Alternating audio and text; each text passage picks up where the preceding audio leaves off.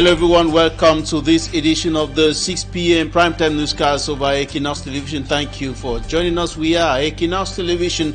We are independent, we are fearless, and we are credible. Thank you for trusting us in our top stories. Cameroon's road crisis continues to isolate communities as decades of neglected infrastructure leave millions struggling to access healthcare, education, and markets in Babonklang in the littoral region of the Republic of Cameroon. More than 20 years without a tarred road have turned every journey into a daily battle for survival.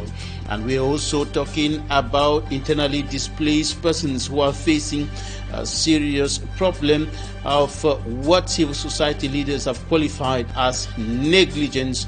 They are said to have been neglected by government authorities in very difficult and deplorable living conditions. This was under discussion recently in the nation's political capital, Yaoundé, and we're bringing to you the views of stakeholders and experts on the issue. And political tensions are reaching a boiling point in the Democratic Republic of Congo as President Felix Tshisekedi's bid to revise the 2026 Constitution or the 2006 Constitution fuels accusations of a third-term agenda, with the Constitutional Court clearing the way for a referendum. The opposition is mobilizing nationwide protests, setting the stage for a major political confrontation in Kinshasa. Those are top stories.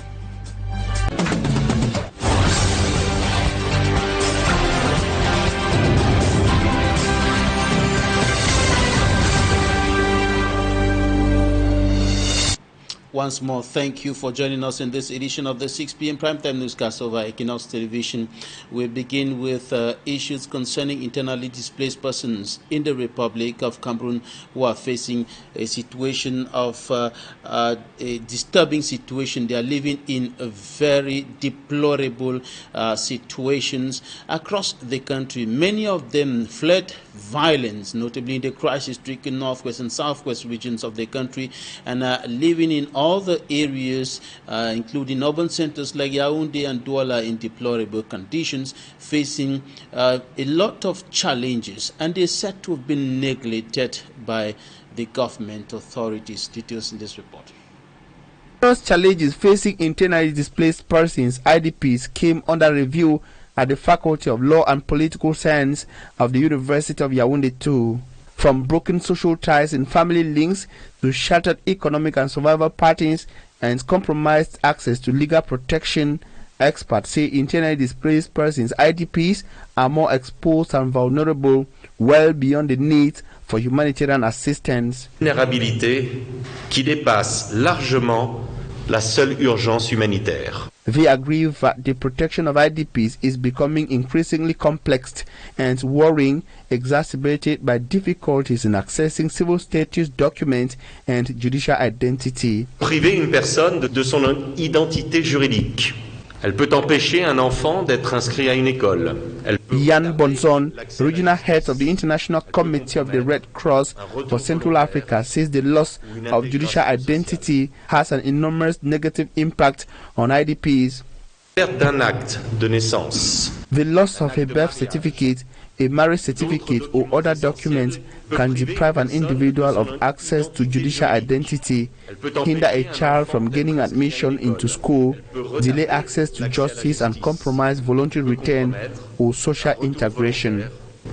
Ou une intégration sociale. Since 2024, Cameroon has embarked on reforms related to civil protection and civil status.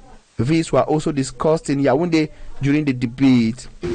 À l'épreuve des conflits et des crises. Professor Alain Ondwa said the discussions were necessary to understand the place of humanity in the midst of contemporary crisis in Cameroon. The goal, he added, was to assess the situation of internally displaced persons in Cameroon in order to provide holistic solutions.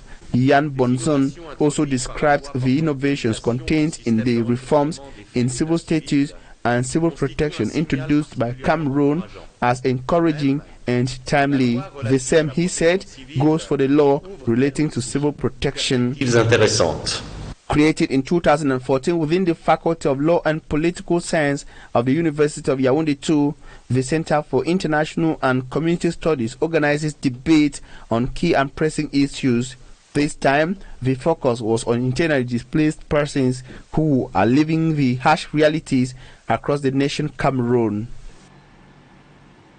Residents of Babon clan in Loum subdivision, Mongo division of the littoral region of Cameroon say they have been cut off by the absence of a tarred road for more than 2 decades. What should be a routine journey has turned into a daily ordeal with muddy, dilapidated tracks remaining, making their journey quite difficult, and it has become pretty much of an uphill task to move from one area to the other, or to move out of Babon village to neighboring Loum central town. We have details with Innocent.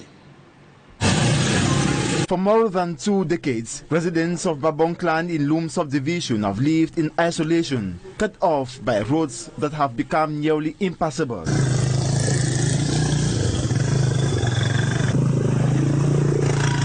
With no tarred roads linking the area to neighboring communities, the population says daily movement has turned into a nightmare.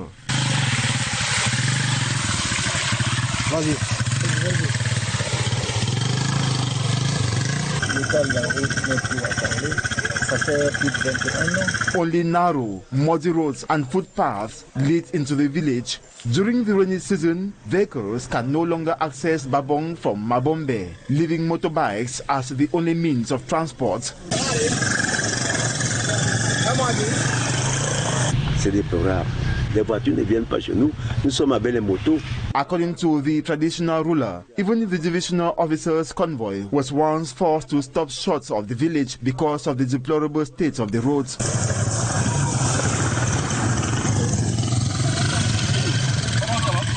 Je pense que quand il est rentré, il a crié que ça ne va pas. Nous sommes parmi les gens les plus enclavés dans le Cameroun. Au niveau de l'accès, ça ne va pas. The poor infrastructure has also driven transport costs to alarming levels. Villagers say they pay between 17 and 20,000 francs CFA to travel long distances, placing a heavy financial burden on already struggling families. Nous payons beaucoup cher. On paye la moto même à 17 000 francs, 20 000 francs, même 20 000 francs. Quand tu as beaucoup de bagages, tu payes cher. The population accuses the municipal authorities of neglecting Babong clan and is now appealing to government officials to urgently rehabilitate the roads network, hoping to finally end years of isolation and improve access to essential services.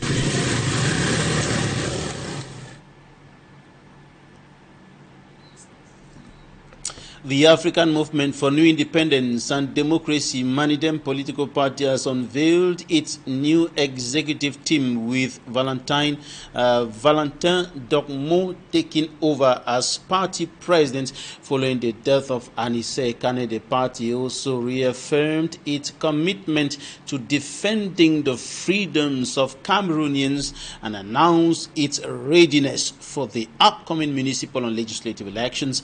Cedric Chakoto was there and now reports. Months after the death of their president, the African Movement for New Independence, Manidem, has presented its new executive members to the press. Former Vice President Valentin Docmo was named as the new president of the party. The president of Manidem does not claim to be reinventing the wheel. Manidem has a political program based on our ideology. We will continue the fight that our predecessors, notably Anise Kane, Abang Apakma and Ernest Wanjin, left behind. This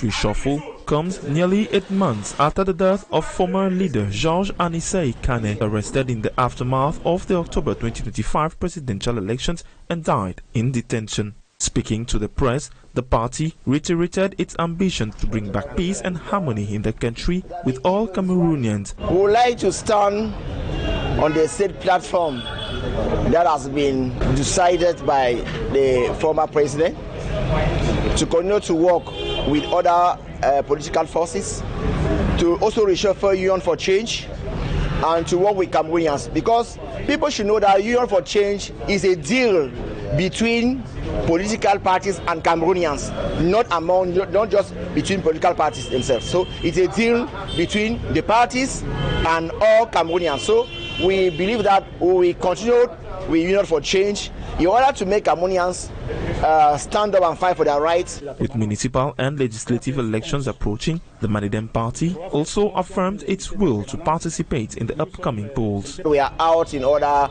to recruit new members. Not only recruiting new members, we are also out to try to identify the areas that we stand as candidates, also areas that other Cameroonians would like to stand, with which party, under which party they can stand for those elections. So we are preparing the elections, and he said, can ask us to stand for these elections. So we not betray him, we say. So we make everything possible to go to stand for these elections. We will not do it alone. For the new leadership, the priority is to rebuild the party, mobilize militants, and position Manidem as a key actor in Cameroon's political future. Cameroon's music industry is in mourning following the death of celebrated artist Nobisi Fotso-Luc Ronald, and he was popularly known as Bisimac, the 55-year-old singer, best remembered for his hit song Simo, died in Douala after a prolonged illness. And Malaglory now tells us more. All right, we'll be coming back to that report in our subsequent news editions. We are going out of the country. Political tensions are escalating in Kinshasa as President Felix Tshisekedi's camp pushes ahead for plans to revive or even replace the Democratic Republic of Congo's 2006 constitution. The presidency argues that the current constitution drafted during the era of former President Joseph Kabila no longer reflects the country's governance needs, but the opposition united under the C64 coalition is in reference to article the Constitution of the Republic is opposed to that action of President Felix Tshisekedi. And of course, this is what is happening in the Democratic Republic of Congo. Now in South Africa, the country is under heat after the visit of the country's military chief to South Korea, or rather to Russia, and the visit is creating tensions, and South Africa's defense ties with Russia once again under scrutiny following an official visit to Moscow by the chief of the South African National Defense Forces, Lieutenant General Lawrence Mbata. The trip has reignited political debate in Pretoria and drawn international attention as the government continues to defend its policy of non-alignment in global conflicts. And that's it for the first part of this newscast. We're going to wrap up the first part with sports. And sportsman Jikan Gabriel now brings to us some news in sports. The indomitable Lionesses have kicked off their Women's Africa Cup of Nations campaign in Morocco with a 2-1 victory against Mali, making an impressive start of their quest for continental glory. The result leaves Cameroon level at the top of the group with Ghana, while in Glasgow, Team Cameroon continues its hunts for more medals at the Commonwealth Games. Smart Jikan Gabriel tells us more. At the Laibi Zaouli Stadium in Casablanca, the indomitable Lionesses marked a triumphant return to continental stage with victory over Mali. We had a lot of expectation about this game, so we saw what we can do this second half, and we were a bit into difficulties in the first half. That's why we have to correct some stuff, and we have to continue to work as much as possible. Remember, Cameroon had missed out after losing to Algeria in qualifiers, but they got a lifeline when CAF expanded WAFCON to 16 teams and handed invites to the highest-ranked eliminated nations. The Lionesses grabbed that chance as 22-year-old Galatasaray striker Marie-Giselle Ngamanga was the heroine, scoring a vital brace to lead Cameroon to victory 2-1. I am very happy to score the 2 goals. This goal is for my teammates, for all Cameroonians, so we still work to score more. We are really happy with how we ended the game. We didn't really start like we wanted to. It wasn't without drama. Players complained about the long wait for VAR review on a penalty against Mali, something the technical staff say they will need to manage better. It was quite unusual. It was quite long, but we knew what we were going to experience, so we were just patient. A massive test awaits Cameroon as they face the Black Queens of Ghana on August 2nd, 2026, a match the technical bench is already calling their toughest of the group stage. Over in Glasgow, Scotland, Cameroon's stars kept shining at the Commonwealth Games. Eseme Emmanuel Alogbede, our new 100 meters record holder, was back on the track. He finished second in his 200 meters heat with a time of 20.73 seconds to book a spot in the semi-finals. And in the gym, Onanatanga Daniel narrowly missed the podium. Competing in the 94 kilograms weightlifting category, he finished a strong 4th place in a highly competitive field. No medal, but a performance full of determination and fighting spirit for Cameroon. Smart Njikan Gabriel ending this edition of the 6 p.m. primetime newscast over Equinoxe Television. Unfortunately, we're not going to have talking points today. Of course, we'll be coming back tomorrow with more news. Thank you for staying with us. God bless Cameroon. Goodbye.